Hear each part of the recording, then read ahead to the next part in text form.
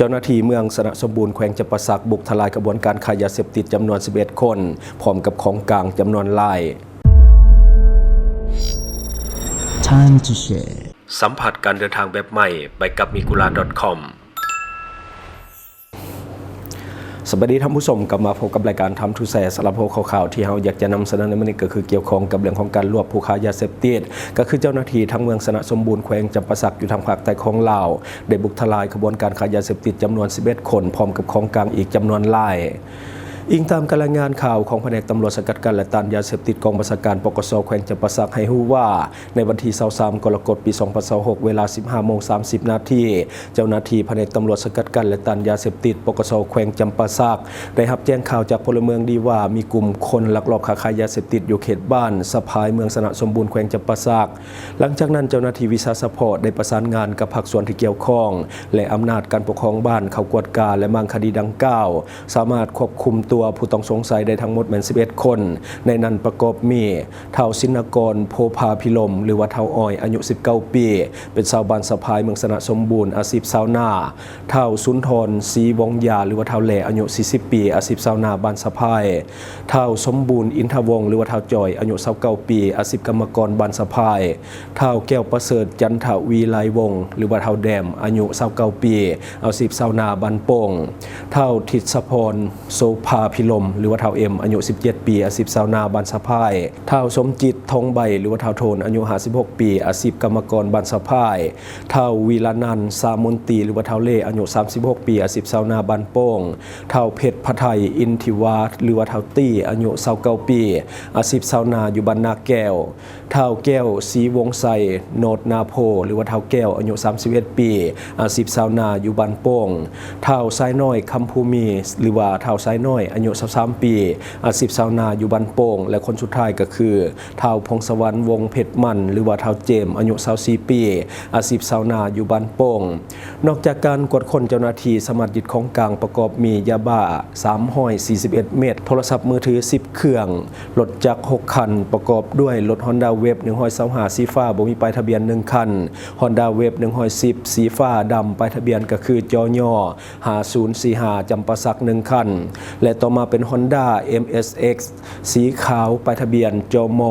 0107จำปาสัก1 คันและต่อมาเป็น Suzuki Smash สีแดงป้ายทะเบียนก็คือจบ1453จำปาสัก1 คันและ Honda Wave I สีฟ้าป้ายทะเบียนจอ3254จำปาสัก1 คันและสุดท้ายก็คือ Honda Wave 110สีแดงป้ายทะเบียนก็คือจล5982จำปาสัก1 คันปัจจุบันคดีดังกล่าวยังอยู่ในขั้นตอนของการสืบสวนสอบสวนของเจ้าหน้าที่วิสาสะพอเพื่อขยายผลหาผู้ร่วมขบวนการค้าขายยาเสพติดและดำเนินคดีตามระเบียบกฎหมาย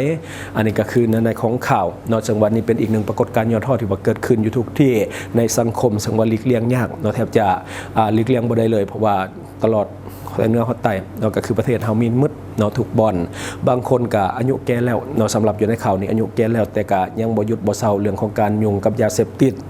บัดนี้มาต่ออีกหนึ่งข่าวก็คือเจ้าหน้าที่บุคคลเฮือนเสาอยู่2 จุดที่เมืองสามัคคีไซพบสแกมเมอร์สัญชาติเวียดนามจำนวน6 คน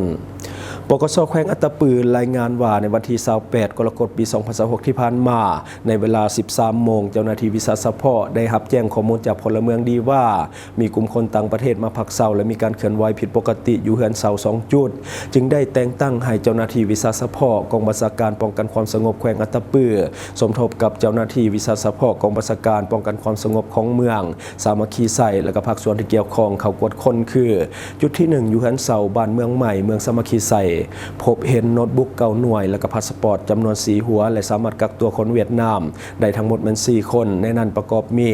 เฒ่าฟาร์มจุงเวียนและเฒ่าเจืองห่วงล่องเฒ่าเวียนเตียนวิ่งและเฒ่าเวียนวันหึง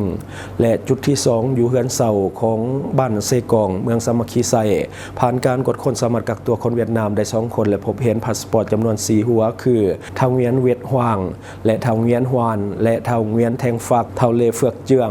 สามารถยึดเครื่องของกลางเป็นปืนสั้น2 กระบอกลูกปืน7 ลูกและก็คอมพิวเตอร์โน้ตบุ๊ก3 เครื่องคอมตั้งโต๊ะ2 หน่วยปืนพาสปอร์ต4 หัวและก็เครื่องช็อตไฟฟ้า1 อันโทรศัพท์2 หน่วยรถจิบสีขาว1 คันหมายเลขทะเบียนก็คือกข3216สวรรณเขตจอคอมพิวเตอร์ตั้งโต๊ะจำนวน6 หน่วยและก็อุปกรณ์ที่ใส่กระทำความผิดอีกหลากหลายรายการ ผ่านการสืบสวนสอบสวนเจ้าหน้าที่วิสาสะเพาะทางเวียนเทียนบิงได้ให้การว่าในเบื้องต้นปี 2026 ได้พัวพันกับเท่าเทียนซึ่งว่าเป็นคนเวียดนามจุดประสงค์แม่นอยากจะมาตั้งศูนย์สแกมเมอร์อยู่แขวงอัตตปือจากนั้นในวันที่ 6 เดือน 7 ปี 2026 จึงได้พากันเข้ามาที่แขวงอัตตปือเพื่อส่องหาสถานที่เพื่อเศร้าส่วนสถานที่แม่นเท่าเทียนเป็นผู้เศร้าอยู่ข้างตลาดซึ่งเป็นเรือนของแถว3ห้อง2ชั้นพวกตนได้เศร้าแม่นอยู่ชั้น2เศร้าในราคาปีหนึ่ง50 ล้านกีบจากนั้นจึงได้ส่วนเอาหมู่อีก3คนมาเฮ็ดเวียกนำกันโดยได้แบ่งหน้าที่กันให้แต่ละคนนำเอาเครื่องโน้ตบุ๊กเก่าหน่วยเข้ามาเพื่อตัวยั่วประชาชนเวียดนามให้ลงเชื่อและก็อ้างตัวเองเป็นเจ้าหน้าที่ตำรวจของเวียดนามในเรื่องของการแลนเอกสารและเอาคนไปเฮียนหรือว่าเฮ็ดบัตรประจำตัวส่งเลขบัญชีให้เป้าหมายโอนเงินเข้าก่อนเมื่อได้รับเงินแล้วก็จะบอกเบอร์โทรศัพท์ทันทีปัจจุบันทางเจ้าหน้าที่วิสาสะเพาะยังอยู่ในขั้นตอนของการสืบสวนสอบสวนขยายผลหากลุ่มแก๊งหรือว่าหาหัวโปรโตการและก็ประกอบเอกสารตามขั้นตอนของกฎหมายต่อไปเนาะอันนี้ก็คือในของข่าวซับซ้อนหน่อยหนึ่งเนาะซึ่งว่าเฮาก็ไปกอบเข้ามาเนาะซึ่งว่ามันก็บ่รับลื่นไปได้เป็นภาษาเวียดนามแน่เนาะและบัดนี้เฮามาต่ออีกข่าวนึงก็คือตำรวจสอบสวนกลางหรือว่า CIB ของประเทศไทยได้บุกทลายโรงงานเครื่องสำอางและก็ผลิตภัณฑ์บำรุงผิวที่เป็นของปลอมสามารถจับกุมผู้ต้องหาชาวจีนได้1คนพร้อมกับยึดของกลางรายกว่า 18,000 รายการมูลค่านับ2 ล้านบาทเหตุการณ์ดังกล่าวได้เกิดขึ้นในวันที่29 กรกฎาคม ปี 2026 ที่ผ่านมาเมื่อเจ้าหน้าที่ตำรวจสอบสวนกลางหรือว่า CIB ของประเทศไทยได้นำกำลังเข้ากวดค้นสถานที่ผลิตเครื่องสำอางปลอมในจังหวัดสมุทรปราการหลังจากสืบรู้ว่ามีการลักลอบผลิตและจำหน่ายสินค้าปลอมที่ละเมิดเครื่องหมายการค้าจากการกวดค้นเจ้าหน้าที่สามารถควบคุมผู้ต้องหาเป็นชาวจีน1คนพร้อมยึดของกลางเป็นผลิตภัณฑ์บำรุงผิวครีมกันแดดโฟมล้างหน้า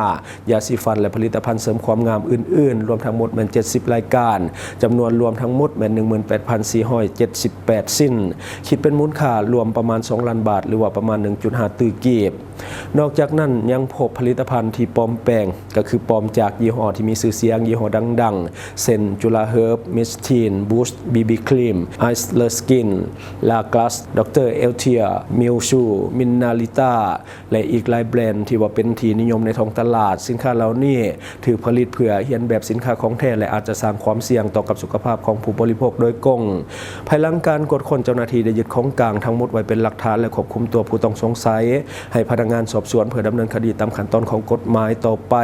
ขณะเดียวกันเจ้าหน้าที่ยังได้ขยายผลสืบสวนเพื่อที่จะติดตามหาผู้ที่ว่ามีส่วนร่วมพัวพันในกระบวนการผลิตและการจำหน่ายสินค้าปลอมมาดำเนินคดีตามกฎหมายต่อไปอันนี้คือเนื้อในของข่าวเนาะท่านใดที่ว่ามักซื้อสินค้าตามตลาดนัดก็ระวังให้ดีเพราะว่าสินค้าส่วนใหญ่ที่ขายตามตลาดนัดมักจะมาจากแหล่งที่มีต้นทุนถูกและก็ขายในราคาถูกแหล่งที่ต้นทุนถูกส่วนใหญ่ก็จะเป็นสินค้าปลอมรวมทั้งทานที่ว่ามักซื้อเครื่องของตามออนไลน์ให้ระวังให้ดีเพราะว่าสินค้าที่เอามาแจกหรือว่ามาจัดเป็นโปรโมชั่นนั่นมันส่วนใหญ่มาจากสินค้าที่ผลิตบ่ได้มาตรฐานว่าง่ายก็คือสินค้าปลอมเนาะเพราะว่าสินค้าปลอมจะได้ต้นทุนที่มันถูกสามารถมาขายในราคาที่มันถูกได้ถ้าว่าเป็นสินค้าแท้แน่นอนและราคามันก็ตามท้องตลาดทั่วไปสินค้าปลอมในบ้านเฮาหลายอันเนาะเฮาเองก็แยกบ่ออกคือกันว่าอันใดตัวแท้อันใดตัวปลอมเพราะว่าเฮาก็ใส่มาดนเนาะตัวอย่างคือมีไว้กินอยู่ลาวกับกินอยู่ไทยบ่คือกันเนาะเพราะว่ามันแยกบ่ได้ว่าตัวใดเป็นของแท้แล้วก็ของปลอมรวมทั้งผลิตภัณฑ์อื่นๆที่เฮาเคยใช้แต่ว่าตัวที่ส่งมาบ้านเฮากับตัวที่ใช้อยู่ไทยมันจะแตกต่างกันหลายเนาะอันนี้คือสิ่งที่เฮาเก็บมาเล่าสู่ฟังบัดนี้เฮาขอฝากเนาะสำหรับท่านใดที่ว่ามีแผนจะเดินทางเข้ามาท่องเที่ยวสปปลาวในช่วงนี้เพราะว่าตอนนี้ถือว่ากำลังคึกคักเนาะสำหรับแหล่งท่องเที่ยวที่เป็นธรรมชาติของลาวแต่ว่าอย่าลืมเนาะศึกษาข้อมูลก่อนที่จะเข้ามาเพื่อป้องกันเรื่องของมิจฉาชีพที่จะเอาเปรียบท่านสามารถเข้าไปหาข้อมูลทุกอย่างได้ที่เว็บไซต์ migula.com ซึ่งว่าเป็นเว็บไซต์สนองข้อมูลฟรีท่านจะได้ข้อมูลสถานที่ท่องเที่ยวใหม่ๆในลาวข้อมูลอาหารต่างๆข้อมูลสถานที่บ้านพักโรงแรมข้อมูลการเช่ารถหรือว่ารถพาเที่ยวข้อมูลพนักงานนำเที่ยวหรือว่าบริษัทท่องเที่ยวการลงทะเบียนจะมีอยู่3รูปแบบลงทะเบียนโดยเบอร์โทรศัพท์ลงทะเบียนโดยอีเมลลงทะเบียนโดย Facebook ท่านที่ว่ายังลงทะเบียนบ่เป็นกดเข้าเบิ่งลิงก์ในคอมเมนต์ของเฮาได้เลยและทั้งหมดก็คือสิ่งที่เฮาเก็บมาเล่าสู่ฟังหวังว่าท่านจะได้รับสาระดีๆสำหรับท่านที่ว่าเบิ่งรายการเฮาอยู่คิดเห็นจะได้กับสิ่งที่มานำเสนอไปก็อย่าลืมฝากไว้ภายใต้คอมเมนต์ของเฮาและข้าพเจ้าจะเข้าไปอ่านด้วยตนเองขอขอบใจช่องทางที่คุณสามารถรับชมข่าวสารจาก Time to Share Studio Fanpage Time to Share Laos YouTube Time to Share TikTok Time to Share Laos Facebook สิงห์ดาราสายลินอยู่เมืองลาวใช้แต่เงินกีบลาวและส่งเสริมผลิตภัณฑ์ภายในเพื่อลดผ่อนการนำเข้าสินค้าและแก้ปัญหาเงินตรา Subscribe for more video.